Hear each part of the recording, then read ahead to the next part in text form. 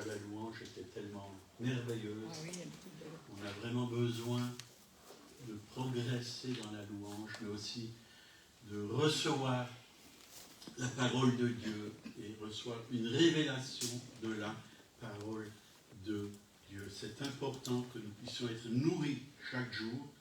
Un enfant, s'il est mal nourri, il va mal grandir. Il va lui manquer des vitamines, il va lui manquer beaucoup de choses. On a besoin vraiment de toute la parole de Dieu, de tout le conseil de Dieu. Et ce matin, on va parler de garde ton cœur plus que toute autre chose. Qui a un cœur ici? Levez la main. Il y en a qui n'en ont pas la joie, ils ne veulent pas lever la main. C'est qu'ils ont un problème. Il faut prier pour eux. Ils n'ont pas de cœur. Alors si tu n'as pas de cœur, comment tu vas aimer? Comment tu vas pardonner? Comment tu vas bénir les autres? Qu'est-ce que tu vas emmener autour de toi? Proverbe 4, verset 20 à 23. Mon fils, ou ma fille, sois attentif à mes paroles, prête l'oreille à mes discours, qu'ils ne s'éloignent pas de tes yeux, garde-les dans le fond de ton cœur. Car c'est la vie pour ceux qui les trouvent, et c'est la santé pour tout leur corps. Garde ton cœur plus que toute autre chose, car de lui viennent les sources de la vie. Vous voyez que c'est important de garder notre cœur. On a vite fait de se décourager si on ne garde pas notre cœur. On a vite fait d'être susceptible. Quelqu'un nous dit quelque chose, on prend mal. C'est pas ça la vie chrétienne. La vie chrétienne, c'est garder déjà la parole de Dieu dans nos cœurs, ce que Dieu nous dit, et pratiquer ce qu'il nous dit.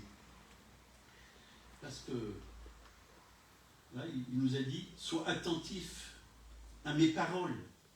Est-ce qu'on est attentif à la parole de Dieu? Si on ne la lit pas, on ne sera pas attentif. Si on ne cherche pas dans la parole de Dieu ce dont on a besoin pour chaque jour, on n'est pas attentif. C'est bien le matin qu'on doit se nourrir.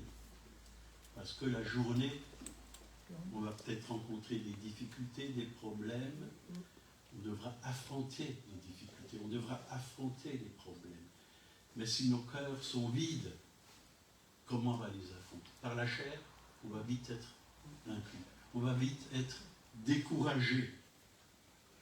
Qu'il ne s'éloigne pas de tes yeux. Voyez, qu'est-ce que tu regardes avec tes yeux? Tu regardes toutes les choses que les autres ont dit qui ne t'ont pas plu? Tu regardes tout ce qui se passe à la télé? Parce que quand vous regardez la télé aujourd'hui, surtout les informations, il y a beaucoup de choses qui ne sont pas à la gloire de Dieu, qui sont onéreuses, même sur Internet, sur Facebook, partout. Il y a toutes sortes de choses qui sont empoisonnées pour notre esprit. Mais c'est là où il faut tourner nos regards. Là, dans la parole de Dieu, pour être victorieux, garde-les au fond de ton cœur. Car c'est la vie pour ceux qui les trouvent. Dieu veut qu'on les trouve. Qu'on trouve tout le conseil de Dieu dans sa parole. On est la vie.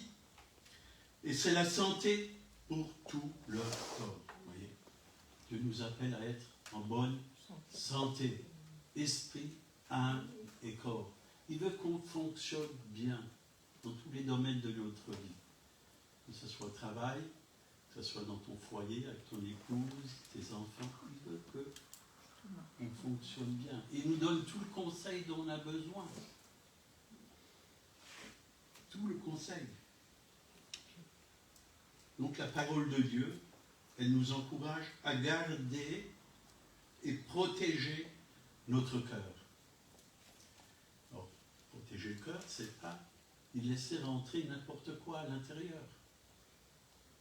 Mais le trésor de Dieu doit être dans notre cœur. Et le trésor, c'est son conseil, sa sagesse, sa bonté. Tout ce qu'on a entendu ce matin dans la louange, le respect, aimer Dieu, plus que tout. Il faut qu'il soit le premier en tout. Et quand Dieu est le premier en tout, tout le reste va rentrer dans l'ordre. J'ai toujours dit, je préfère aimer ma femme, aimer Dieu plus que ma femme, ou que ma fille. Et quand j'aime Dieu plus que ma femme et que ma fille, je vais avoir de l'amour pour ma femme et pour ma fille. Et pour les autres, et pour mon prochain. Parce que ça coule de source. Il faut aller à la source. Ne laisse y entrer aucun mal à l'intérieur de toi. Ne laisse pas de place à l'incrédulité, à l'amertume, à la crainte, à l'angoisse. Si votre cœur renferme toutes ces choses, votre vie sera stérile. Elle ne portera pas de fruits. Il faut évacuer toutes ces choses de notre cœur. Et Jésus l'a payé à la croix pour cela. Pour qu'on soit lavé, purifié. Et pour qu'on puisse vraiment porter du bon fruit. Donc, par la nouvelle naissance, on est né de nouveau, mais d'en haut surtout. D'en haut. Pour recevoir un cœur nouveau. Je dis souvent au Seigneur, Seigneur, déverse ton cœur dans mon cœur. Comme ça, je peux aimer comme toi, tu aimes. Je peux être bon aussi. Quand je reçois sa bonté, si je la reçois, ce n'est pas seulement pour moi, mais je puisse aussi être bon pour les autres. Ta douceur dans mon cœur pour que je puisse être doux avec les autres. Mais Dieu est aussi ferme. Il corrige. Et j'aime bien être corrigé par Dieu, ou par un frère et une sœur. Quand Dieu me corrige, j'accepte la correction. D'où elle vient. C'est pour mon bien. Parce que quand Dieu corrige, c'est parce qu'il nous aime. Et le jour où il ne va plus nous corriger, c'est qu'il ne nous aime plus. Il y a beaucoup de personnes qui n'aiment pas la correction. Dès qu'ils sont corrigés par le Seigneur, ou par un frère ou une sœur, dans l'amour, ils sont susceptibles et, voilà, ils arrêtent tout. Ah non, ils sont comme des bébés encore spirituels. Et Dieu veut qu'ils puissent grandir. Ne pas rester des bébés spirituels. Donc Ézéchiel 36, versets 26 et 27, je vous donnerai un cœur nouveau. Un cœur nouveau, vous vous rendez compte? Le vieux cœur, il est resté crucifié à la croix, avec toutes les mauvaises pensées, avec tous les péchés, avec la haine, l'orgueil, l'incrédulité. Jésus, il s'en est occupé il y a 2000 ans à la croix de Golgotha. Je vous donnerai un cœur nouveau et je mettrai en vous un esprit nouveau. Vous voyez, toute chose nouvelle. Un cœur nouveau, un esprit nouveau. C'est ça la nouvelle création. Dieu ne va pas refaire une nouvelle création avec un vieux cœur et avec un vieil esprit. Les choses anciennes sont passées. 2 Corinthiens, chapitre 5, verset 17. Celui qui est en Christ est une nouvelle création.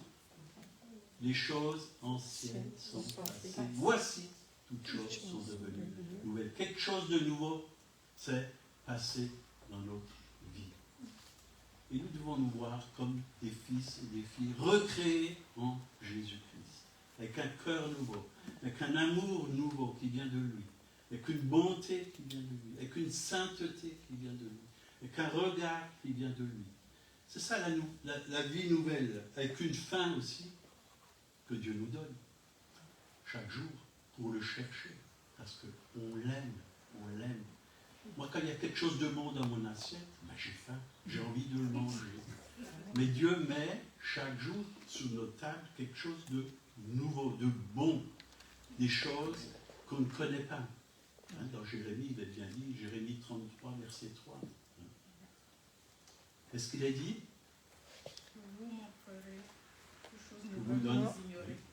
Je vous donnerai des choses nouvelles que vous ne connaissez pas.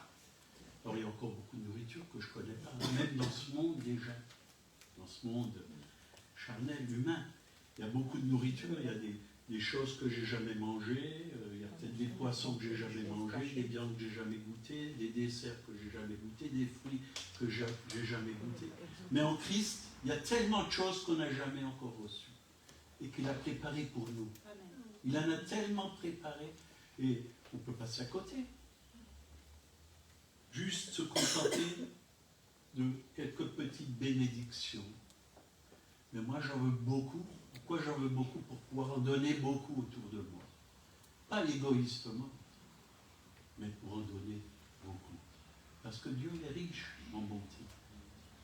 Il est riche en miséricorde. Crie vers moi et je te répondrai, et je te déclarerai des grandes choses, Amen. des choses cachées que tu ne connais pas. Amen. Crie vers moi. Voilà. Voilà. Est-ce que vous le faites? Alléluia. Moi, souvent, je suis là, Seigneur, tes richesses, c'est comme un grand océan. Mais je ne prends qu'une goutte. Pardon. Pardon. Donne-moi plus qu'une goutte. Étanche ma soif. Et plus je bois, plus j'ai soif. Plus je bois, plus j'ai soif. Parce que plus je réalise que c'est bon.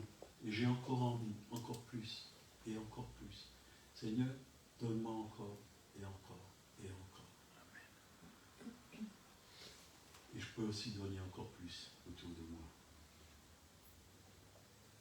J'ôterai de votre cœur, on revient à Ézéchiel 36, versets 26 et 27, j'ôterai de votre cœur le cœur de pierre. Le cœur de pierre. Vous vous rendez compte? Si on n'est pas né nouveau, on a un cœur de pierre. Et Dieu veut enlever. Un cœur de pierre, ça veut dire c'est un cœur qui est dur.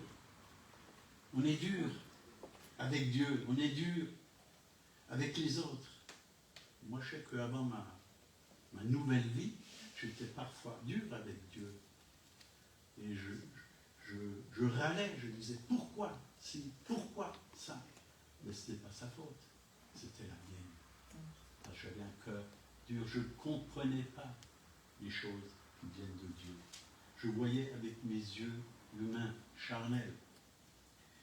J'ôterai le cœur de pierre et je vous donnerai un cœur tendre, un cœur qui peut aimer, un cœur qui peut écouter, un cœur qui peut conseiller les autres.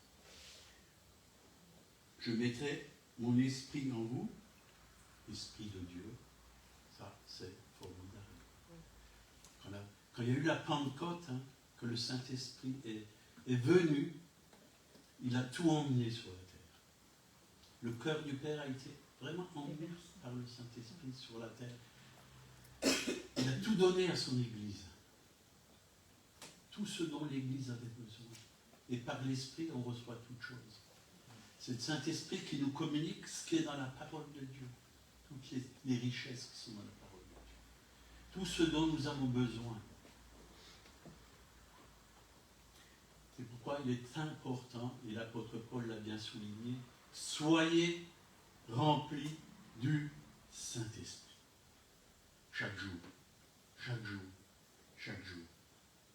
Quand on n'est pas rempli du Saint-Esprit, on murmure, on râle, on boude, on ne va pas à l'église. On est l'église, mais l'église a aussi besoin de se rassembler ensemble. Vous étiez un seul cœur, une seule âme. Et ça, c'est les bébés qui agissent comme ça. Dieu veut vraiment que son Église commence à vraiment vivre selon la parole de Dieu. Qu'elle apprenne à pardonner à ceux qui... Quelqu'un vous fait du mal, pardonnez. Ne rendez pas le mal pour le mal. Ne boudez pas. Soyez des hommes, dit la parole de Dieu. Pas des omelettes ou des femmelettes. Soyez des hommes. Parfois, c'est vrai, il faut un langage qui se coupe pour qu'on puisse comprendre des choses. Soyons des hommes, soyons des femmes. Sur deux pieds. Des hommes qui savent marcher. Pas qui... Des enfants, ils font 2-3 pas, ils tombent. Ils pleurent, il faut les ramasser. On n'est plus des bébés. Quand on a 10 ans, 15 ans de conversion, on n'a plus besoin de couches. Si on a encore des couches, c'est que c'est dangereux. c'est qu'il y a quelque chose qui n'a pas bien fonctionné, c'est qu'on est encore malade. Donc pourquoi avons-nous besoin d'un cœur nouveau? Alors, je parle là du cœur spirituel, vous voyez, parce qu'il y a votre cœur charnel, il y en a qui ont besoin d'un cœur et font greffe au cœur. Hein. Le cœur humain, il est comme, vous voyez, votre poignet, il est là à l'intérieur, au centre. C'est pour ça que ça s'appelle cœur, au centre. La grosseur de votre poignet. Point. Votre poing.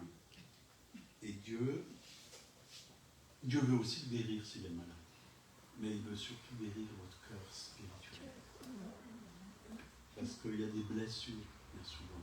En vous, que des choses que vous avez gardées, que vous n'avez pas mis à sa lumière, et que le Saint-Esprit veut vous révéler.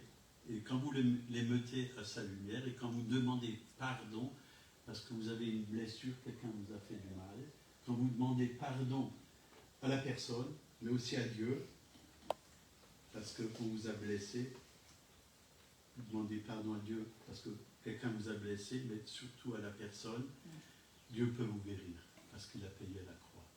Il est venu pour guérir les cœurs brisés, blessés.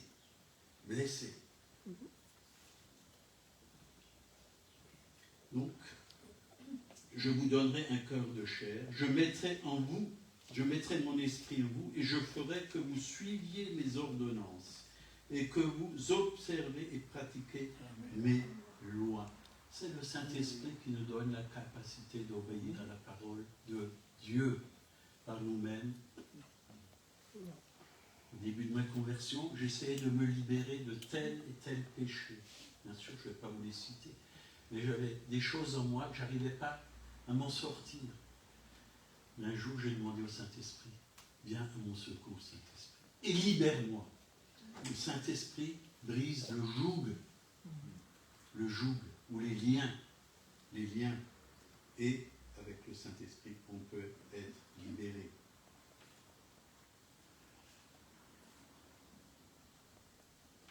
L'ancien cœur est corrompu. C'est pour ça qu'on a besoin d'un cœur nouveau. Jérémie 17, verset 9 nous dit, le cœur est tortueux par-dessus tout et il est méchant. Qui peut le connaître? Et il est méchant. Ça, c'est quand on n'a pas le Seigneur. Mais il y en a qui ont quand même le Seigneur et marchent selon la chair. Et voilà, ils deviennent méchants. Combien de fois j'ai rencontré des chrétiens méchants, je vais vous le dire, hein, qui vont nous insulter, nous dire des gros mots, parce que le cœur n'a pas été transformé. Donc avec notre ancien cœur, hein, on ne peut pas connaître le Seigneur. Moi je cherchais le Seigneur avant, dans ma vieille vie, quand je me droguais. Je me rappelle, j'étais assis sur un banc, là, dans les vignes, à Guebwiller, et je regardais les nuages, et je me disais, Dieu, tu es tellement loin. Je voyais les nuages, j'étais plus loin que les nuages, je ne peux pas t'atteindre. Normal, j'avais un cœur de pierre. Comment je pouvais atteindre Dieu? Mais lui, il a entendu ma prière. Et des années après, il m'a envoyé quelqu'un. Et c'est lui qui m'a cherché. Au temps voulu, quand j'étais complètement désespéré. C'est là qu'il est venu se révéler à moi. Bien souvent, on veut faire des choses et on n'arrive pas par nous-mêmes, mais il faut laisser le Seigneur faire les choses. Et lui, il les fait au bon moment. Jérémie 24, verset 27, « Je leur donnerai un cœur pour qu'ils connaissent que je suis l'Éternel. Ils seront mon peuple et je serai leur Dieu. S'ils reviennent à moi de tout leur cœur. » De tout leur cœur. Donc, sans un cœur nouveau, on va demeurer mort spirituellement.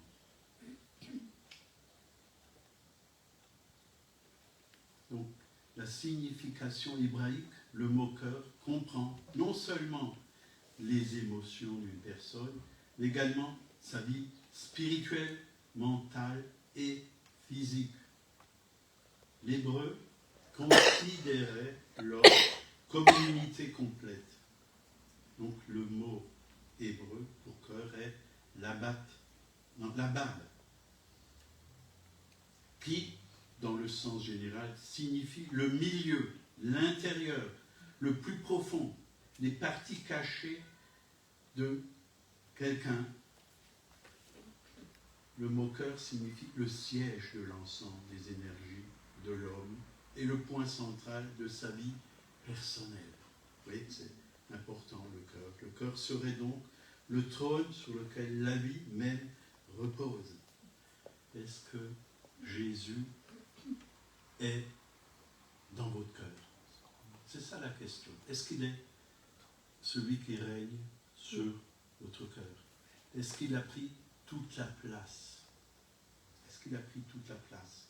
Est-ce qu'il a tout le contrôle de tout ce qui est dans votre cœur, de vos pensées, hein? Parce que c'est de l'abondance du cœur que la bouche parle. Si dans ton cœur tu as de mauvaises pensées, elles vont sortir à un moment donné par ta bouche, par tes paroles.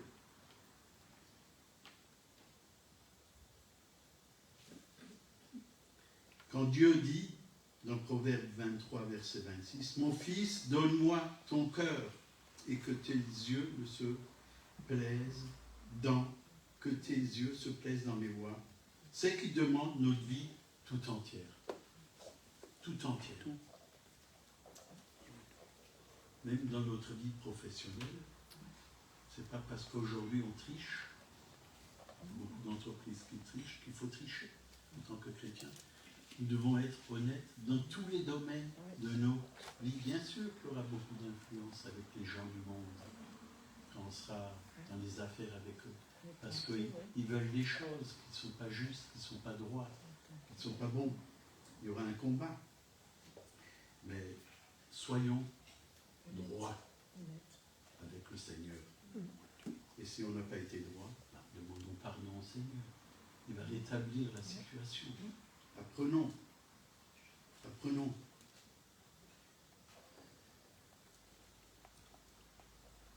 Donc c'est le centre du corps, de la pensée, des émotions, de la personnalité, le caractère de l'esprit d'une personne. C'est ça le cœur. Et Philippiens 4, versets 6 et 7, ne vous inquiétez de rien, mais en toute chose faites connaître vos besoins à Dieu par des prières et des supplications, avec des actions de grâce, et la paix de Dieu qui surpasse toute intelligence gardera vos cœurs et vos pensées en Jésus-Christ. La paix de Dieu garde nos pensées en Jésus-Christ. Nos cœurs et nos pensées en Jésus-Christ. Quand on est inquiet, il y a plein de choses qui peuvent rentrer en nous. Par l'inquiétude, l'ennemi a un accès libre. Tu te fais du souci, tu te fais des craintes. On peut même être malade dans notre corps physique par des craintes. Parce qu'on se fait du souci, on peut avoir des ulcères d'estomac et des maux, toutes sortes de maux, toutes sortes de problèmes. Mais Dieu veut qu'on soit connecté à lui. Esprit, âme et corps. Qu'on s'inquiète de rien. Qu'il soit vraiment notre Père. Est-ce que Dieu est ton Père? Le jour, j'étais de l'autre côté, là.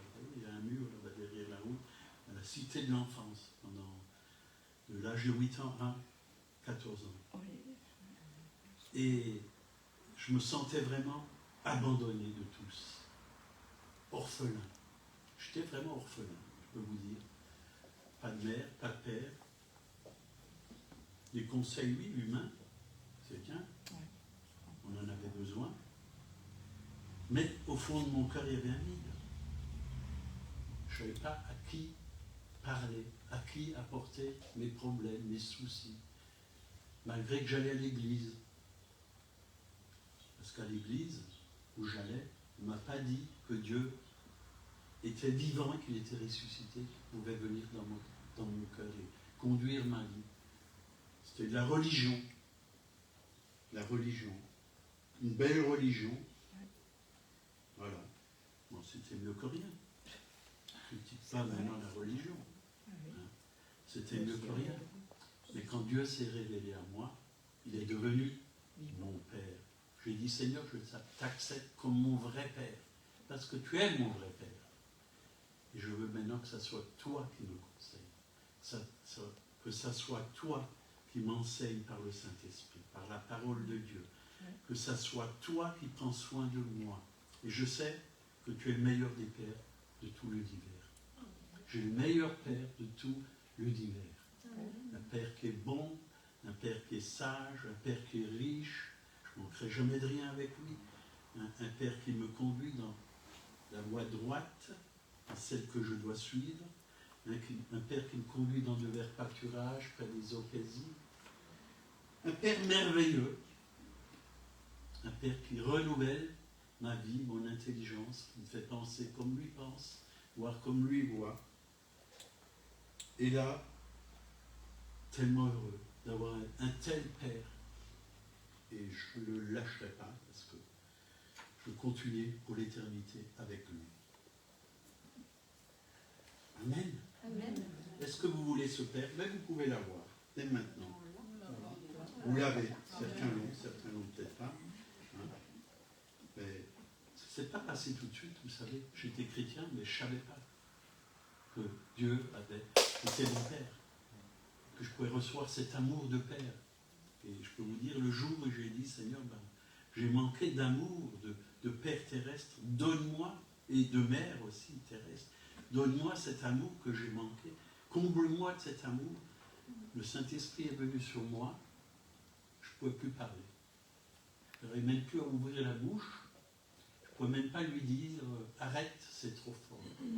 Cet amour est trop grand pour moi, trop fort. Je croyais que j'allais étouffer et mourir instantanément. Mais le Seigneur a permis vraiment que je sois totalement comblé, guéri intérieurement. Et là, j'ai vraiment réalisé que c'était un vrai Père, un bon Père. Donc, nous sommes encouragés à garder le cœur plus que tout. Comme un soldat garde les portes de la ville, afin de prévenir une invasion étrangère. Il doit maintenir une vigilance et une discipline de sentinelle. C'est vrai. Garder notre cœur, c'est important. Beaucoup de choses aimeraient venir dans notre cœur. Et l'ennemi va mettre des gens sur votre chemin pour essayer de pénétrer votre cœur avec des choses polluées, mauvaises, infectes. Nous devons faire attention que de mauvaises choses ne rentrent pas à nous. On doit veiller sur notre cœur, plus que toute autre chose. Dans Matthieu, chapitre 12, versets 33 à 37, ou dites que l'arbre est bon et que son fruit est bon, ou dites que l'arbre est mauvais et que son fruit est mauvais, car on reconnaît l'arbre par le fruit. La race de vipères, comment pourriez-vous dire de bonnes choses, méchants comme vous l'êtes, car c'est de l'abondance du cœur que la bouche parle. L'homme bon tire de bonnes choses de son bon trésor. L'homme bon, vous voyez, il y a des hommes bons, c'est Dieu qui nous le dit au travers de sa parole, au travers de Jésus, qu'il y a des hommes qui sont bons, qui ont un bon cœur parce qu'ils ont donné leur cœur à Dieu, leur cœur à Jésus, ils sont remplis du Saint-Esprit. Alors on peut tirer de bonnes choses de notre cœur. Et ça, c'est merveilleux parce qu'au moment donné où on a besoin de tirer quelque chose de bon de notre cœur, le Saint-Esprit va nous les donner pour une personne qui est sur notre chemin et qui en a vraiment besoin. On aura la bonne parole. On aura la parole qui va édifier, qui va libérer, qui va guérir, qui va encourager. Car par tes paroles, tu seras justifié et par tes paroles, tu seras condamné. Car c'est de l'abondance du cœur que la bouche parle. Voilà. Donc, la Bible est claire, il peut y avoir de bonnes choses dans notre cœur, mais aussi de mauvaises choses. Tout dépend de ce qu'on y dépose. Et notre cœur, c'est notre trésor. C'est notre trésor. C'est le trop-plein de l'être intérieur profond qui jaillit des lèvres. Et ce qu'on a emmagasiné au fond de notre cœur, si c'est la parole de Dieu, si c'est la joie du Seigneur, l'onction du Saint-Esprit, ou l'armure de Dieu, comme dans Éphésiens 6, versets 13 à 17, tout cela, ça va sortir quand on en a besoin. Éphésiens 6, 13 à 17, c'est pourquoi prenez toutes les armes de Dieu afin de pouvoir résister dans les mauvais jours. Et on est dans les mauvais jours. Résister. Résister. C'est le thème du camp dans les Cévennes. Résister. Comme ces femmes, Marie Durand qui a résisté à la tour de Constance. Constance, oui. Oui. Résister. Pendant 38 ans. Elle a résisté. Elle a gardé sa foi. Elle n'a pas renié le Seigneur. Et sur le mur, à l'intérieur de cette tour, il y a marqué sur la pierre « Résister ». Est-ce que vous êtes des résistants? Est-ce que vous résistez au diable? Est-ce que vous résistez au diable? Dans Jacques, il est écrit « Soumettez-vous à Dieu, résistez au diable, et il fuira loin de vous. » Il y a des chrétiens qui résistent à Dieu. Ils ne veulent pas obéir à Dieu. Ils ne veulent pas se soumettre à Dieu. Ils ouvrent la porte au diable. Il faut le contraire. Soumettez-vous à Dieu. On ne peut pas résister au diable si on ne se soumet pas à Dieu. Impossible.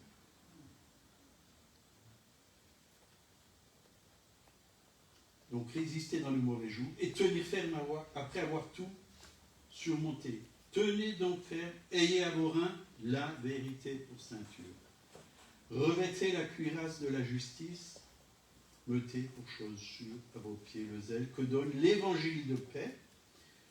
Prenez par-dessus tout cela le bouclier de la foi avec lequel vous pouvez éteindre tous les traits enflammés du malin. Prenez aussi le casque du salut et l'épée de l'esprit qui est la parole de Dieu.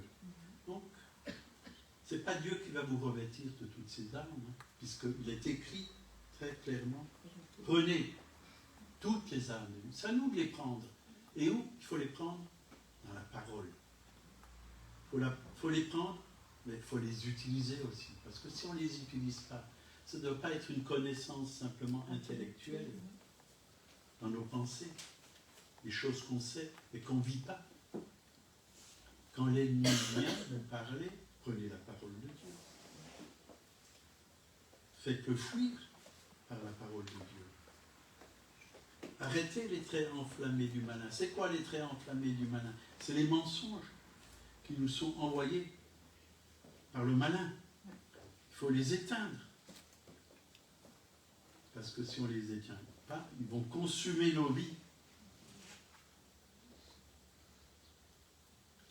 Alors prenons toutes les armes de Dieu. Marc 7, versets 14 à 23. Ensuite, ayant de nouveau appelé la foule à lui, il lui dit, écoutez-moi tous et comprenez, il met hors de l'homme, rien qui entrant en lui puisse le souiller. Mais ce qui sort de l'homme, c'est ce qui le souille. Si quelqu'un a des oreilles pour entendre, qu'il entende. Lorsqu'il fut entré dans la maison, loin de la foule, ses disciples l'interrogèrent sur cette parabole.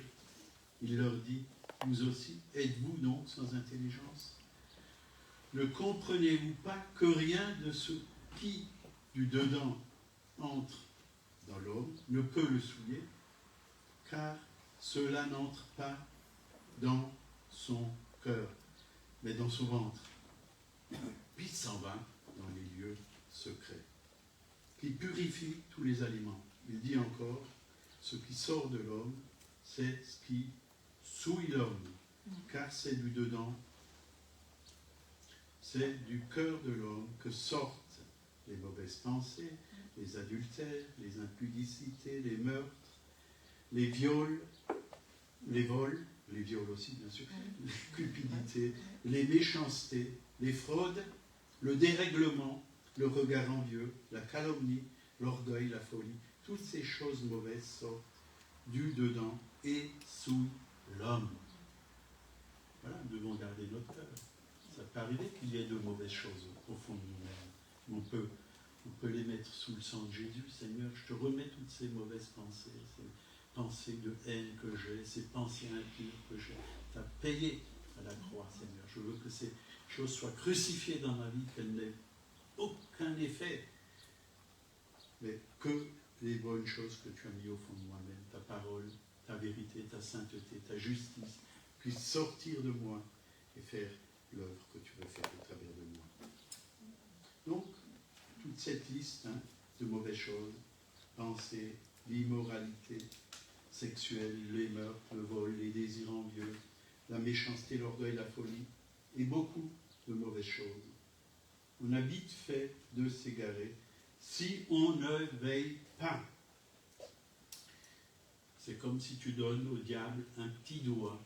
Il va prendre ta main, tu lui donnes ta main, il va prendre ton bras. Et il va te manger tout entier si tu le laisses faire. Ne lui donne rien. Jésus l'a dit qu'il venait, mais l'ennemi venait, qu'il n'avait rien en lui. Est-ce que tu donnes des choses à l'ennemi? Comment tu peux donner des choses à l'ennemi? Par le péché, tu ouvres la porte. Et il s'installe dans ta vie. Et il va faire des dégâts. Il va faire des dégâts. Donc, dans notre vie chrétienne, il y a des tests et des épreuves. Dieu éprouve pour voir l'état de notre cœur. Et dans Deutéronome, chapitre 8, verset 2, souviens-toi de tout le chemin que l'Éternel, ton Dieu, t'a fait faire pendant ces 40 années dans le désert, afin de t'humilier et de t'éprouver pour savoir quelles étaient les dispositions de ton cœur. Et si tu garderais ou ses commandements. Donc, nous devons veiller. Dieu permet qu'on passe par des temps difficiles. Dieu permet que vous soyez sans un centime dans la poche. Il l'a permis pour moi. Et il a permis de voir si j'étais attaché à l'argent. À un moment donné, je n'avais pas de travail, je sortais d'école biblique. J'avais peut-être comme 30 €, c'était en francs, dans mes poches. C'est tout ce qui me restait. Je n'avais ni appartement, je ne savais ni où loger, ni où manger. Et je passe à la caisse au Leclerc, là, à Logalbach, et le Seigneur me dit, donne ce qui te reste à ce couple qui est derrière toi. Pour voir si j'allais obéir. C'est un test. Et je lui ai dit, Seigneur, je vais sortir mon portefeuille, je vais donner ce qui me restait. Le Seigneur m'a demandé de vous donner cela. On dit, ah, merci beaucoup. Justement, on allait se demander comment on allait acheter le lait pour le bébé. Et voilà, Dieu répond. Et j'ai jamais manqué de quoi que ce soit. J'ai jamais dormi dehors. J'ai eu à manger tous les jours. On m'a même volé 3 roues. Le même jour, Dieu m'a donné 3 roues toutes neuves. Ma voiture. Dieu prend soin de nous. On n'a pas à s'inquiéter. Mais Dieu nous teste.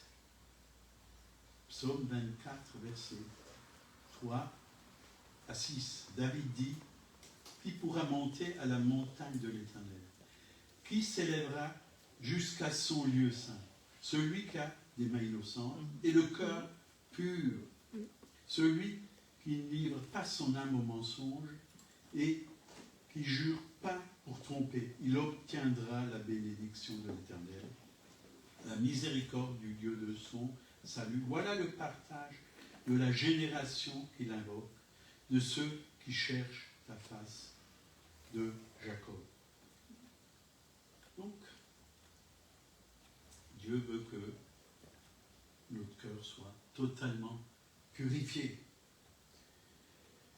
que nous puissions être totalement purifiés, régénérés. 1 Pierre 1, 22 et 23, ayant purifié vos âmes en obéissant à la vérité, pour avoir un amour fraternel sincère, aimez-vous ardemment les uns les autres de tout votre cœur, puisque vous avez été régénérés, non par une semence incorruptible, mais par la semence incorruptible, par la parole vivante de Dieu.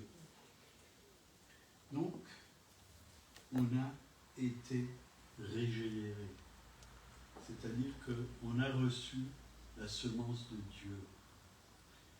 On est rempli de cette semence. On a la vie de Dieu au fond de nous-mêmes. Alors, on a les mêmes goûts que Dieu. Qu'est-ce que Dieu a comme goût? La sainteté, la pureté, la bonté, la douceur. Ça, c'est ce que Dieu aime.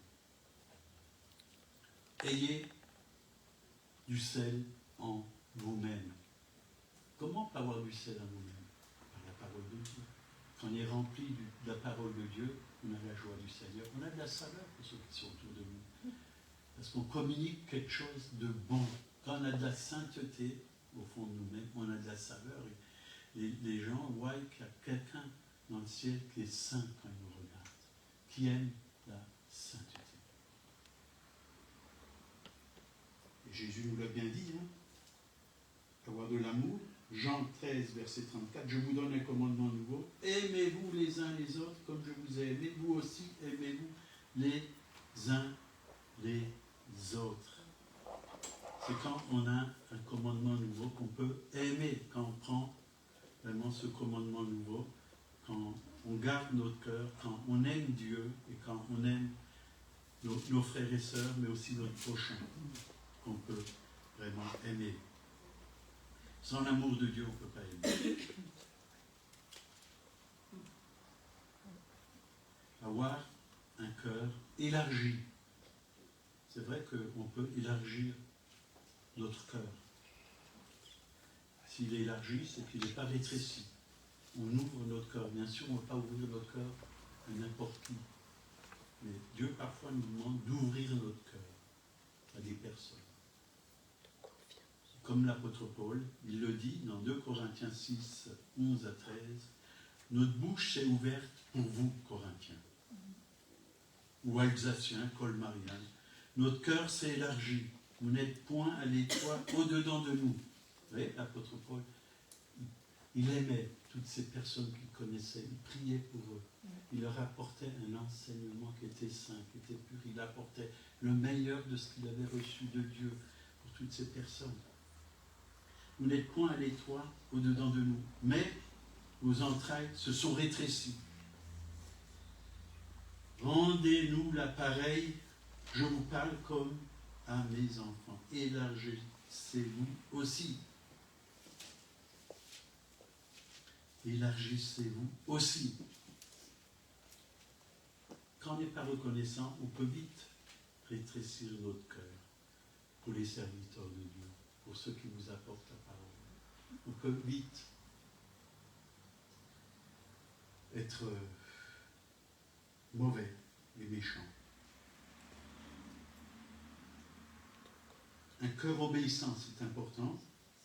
Romains 6, 16 et 17. Ne savez-vous pas qu'en vous livrant à quelqu'un comme esclave pour lui obéir, vous êtes esclave de celui à qui vous obéissez, soit du péché qui conduit à la mort, soit de l'obéissance qui conduit à la justice. Mais grâce soit rendue à Dieu de ce que, après avoir été esclave du péché, vous avez obéi de cœur à la règle de doctrine dans laquelle vous avez été instruit. Ayant été affranchis du péché, vous êtes devenus esclaves de la justice. Esclaves de la justice. C'est qui le juste? Jésus. Il nous a justifiés. Nous aussi, nous devenons justes grâce à lui. Et Sous le cœur, on pourrait encore dire beaucoup, beaucoup de choses. Mais ayons le cœur de Jésus. Jésus était doux et humble de cœur. Il obéissait à son Père. Il faisait toujours ce que le Père lui montrait. Jésus était doux, humble. Il avait toutes les qualités en Jésus. Et Dieu veut mettre toutes ces qualités parce qu'il nous donne le cœur de Jésus. Le Père nous donne le cœur de Jésus. Nous sommes en Christ. Et quand Christ est en nous, c'est la manifestation du cœur de Jésus. Si on le laisse faire, bien sûr. On va finir là. Seigneur, merci pour ta parole. C'est toi qui nous enseignes. Et nous voulons être enseignants. Nous voulons apprendre jour après jour. Nous voulons aller de victoire en victoire et de gloire en gloire, Seigneur. Nous voulons que ce monde soit touché par toi, Seigneur. Nous voulons que nos vies reflètent le cœur de Jésus, l'amour du Père. C'est notre désir. C'est toi qui fais ton œuvre en nous, Seigneur. Sans toi, nous ne pouvons rien faire, Seigneur. Mais nous voulons accepter que tu fasses en nous, Seigneur. Que tu enlèves tout ce qui n'est pas ta gloire. Que tu mettes vraiment cette vie nouvelle, cette vie de résurrection en chacun et chacune de nous. Au nom de Jésus. Amen. Amen. Amen. Voilà, que Dieu vous bénisse. Si quelqu'un a besoin.